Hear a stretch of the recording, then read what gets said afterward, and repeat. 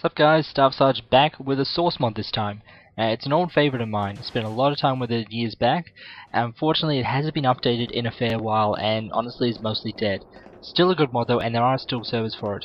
It's a shallow XP of Predator, minus the miniguns and the alien laser blaster shoulder thing that goes up thing. It is, as the name of this video suggests, hidden source. So here's what you got. Test subject 617, given all kinds of fancy bioenhancement things.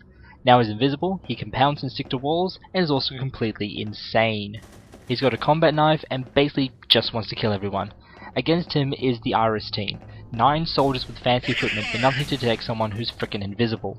So, now it's online only. Servers are a little bit sparse, but you can still generally get a mostly full one, even after all these years. The goal is last man standing. If the hidden wins, he stays hidden. If Iris wins, then it will randomly select a new hidden based on who dealt what damage. You wound him, you've got a good chance. Wound or kill a teammate, and then it's not going to happen. By the way, friendly fire is always on, so you can't just spray randomly. Well, at least not without consequences. A regular game goes something like this. The Iris team moves out to a more defendable area of the map. They're watching corners, covering fire, all that kind of stuff. The hidden generally races out to a nice hidden vantage point and keeps track of them. If any commandos get separated, he takes them down. If they're all bunched up, he can chuck a pipe bomb to wound them, pick up random crap like barrels, throw them around, or just jump in, stab a guy, and jump away. Playing as an Iris member involves good fire lanes and mutual cover. Playing as the hidden is an exercise in psychological warfare first and foremost. If you can get most of them shooting at anything that isn't you, then you're winning. Not only does that mean they have less ammo available, but if they're bunched up, you might just cause some friendly fire. Both sides do get a few neat tricks.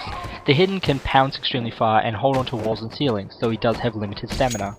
He has a few pipe bombs, depending on how many enemies are around, and he can pick up anything, unlike the Iris players. Barrels, crates, Xboxes, he can even grab corpses which can be pinned to the walls.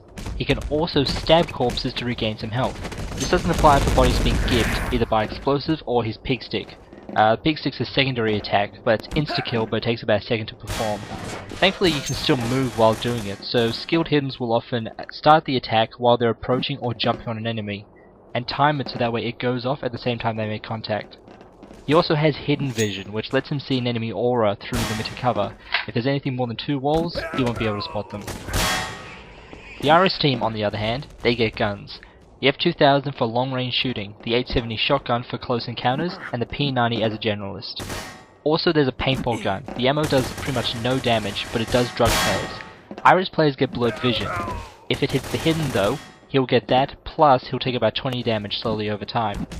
All players get a sidearm and a special tool. Night vision goggles, adrenaline for a temporary boost in speed, a flashlight or laser sight on their weapon, or laser mines which will emit an alarm if tripped. The Iris guys can see the beam, but the hidden can't. Players can also be a support specialist. He can't take the rifle or shotgun, but he does get a couple of mines as standard in addition to whatever else he picks. He can also give out ammo to other squad members, which makes him very valuable in an extended game. Now the game only really has one mode of play, which is the team deathmatch, 9 guys versus 1. But what makes it interesting are the maps. There's only about half a dozen official ones. They have a unique design though, while having the same basic design. It's a mix of open areas, narrow corridors, and lots of hidey holes. Now, personal favourite of mine is High Rise. This is on top of a skyscraper. There's not a lot of hidden areas, but it's all open top, so lots of angles to pounce from. And it's also very easy to relocate after a strike. Another one is Derelict on a cargo ship. It's a nice mix of openness with plenty of high ground on the cargo deck, and also lots of corridors inside, so it plays to both Iris and the hidden.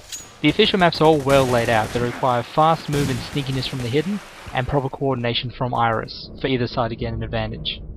Now, the good news about hidden is that since the source mod, most gamers can get up and running pretty quick. Just grab the last release from their website, install it, you're done. I think there may have been some mucky around with SDK when I first got it, but that's a free download from source anyway, no problem there. As said, it hasn't been updated in a long time and is pretty much considered dead. But there's still servers around. Half the time you'll be able to get online with a couple other people. Just remember, if you can see it, don't shoot it. If you can't, do. And finally, if it bleeds, we can kill it. Mission successful. Subject 617 neutralized.